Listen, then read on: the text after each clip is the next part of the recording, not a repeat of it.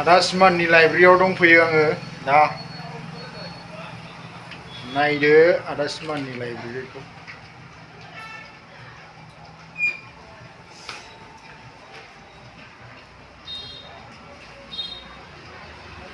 नै आदा सिमान खुलुमबाय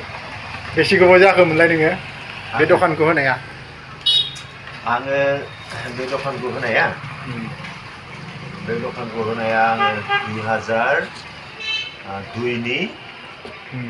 नभेम्बरनि 21 थारमाने 22 बोसोर जाबाय 22 बोसोर जाबाय 22 बोसोर जाबाय आदा सिमाना बे दखान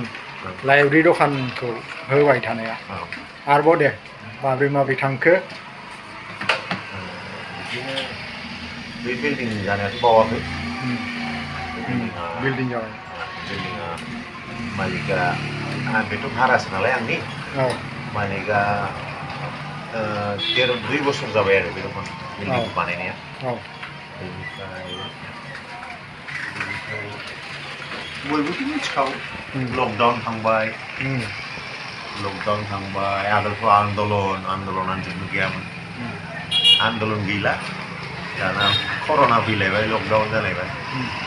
बिदिनो खिन्थु दङ आरो रानिं खुनु एक्सट्रा जेबो मावदेराखै लाइब्रेरि दखानावनो दं दखानजोंनो जायो नों थारमाने दखानानो आंनि माबा आरो केरियार दखानानो आंनि माबा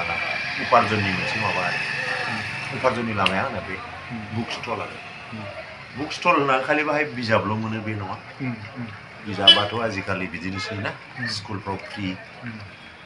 सेमिस्टार नों बड'लेण्ड इउनिभार्सिटि क'क्राझाराबो हारसिंनो ब्लक इउनिभार्सिटि जाबाय क'क्राझार कलेजाबो सिलेबासफ्रा मोनसेबो गोरोबलाया बेफोरनि लेखा मोननांगौआनो गोब्राब जायनि थाखाय बे दखाना भेराइटिस गासिबोखौनो बुंजायो मोनो बे आरो नामा बुस्थु बेनि लाइब्रेरि नामा खिन्थु बेनि बेख्याखौ आं होबावबाय दा लाइब्रेरि नामखौ बुंदो दिब्रज्योति लाइब्रेरि जायगाया दतमा माबा भावरागुरि थांनाय लामानि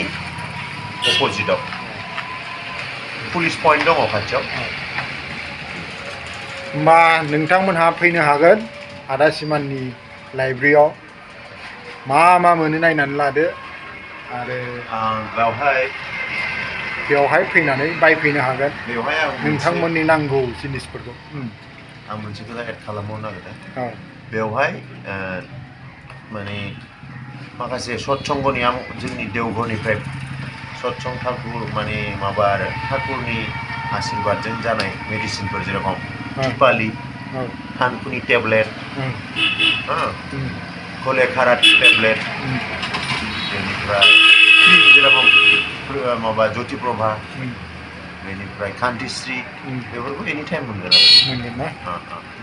कान्तिश्री आरो ज्योतिप्रभाया जाहैबाय मोखांनि थाखाय बिराद मोजां टिपालिया जाहैबाय गेस कफ बिदिनो उदैनि प्रब्लेम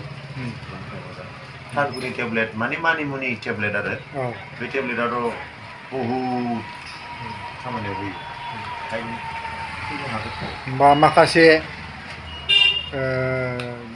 मुलिफोरबो आयुर्वेदिक मुलिफोरबो मोनो बे दखानाव जाबाय गिफ्टफोरबो मोनो gift item gift marriage gift presentation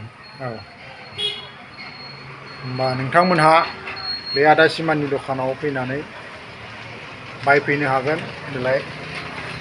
gift आइटेमबो मोनो बिजाब स्कुलनि बिजाब गासैबो मोनगोन बेनोसै नायनानै लादो एसे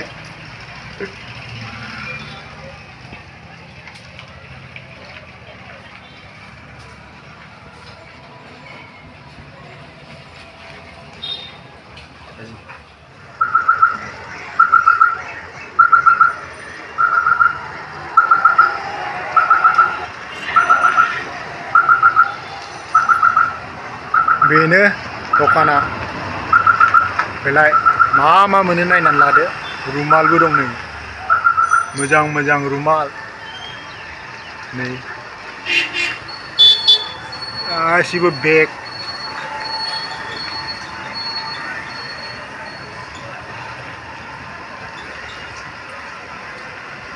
गिभ आइटेम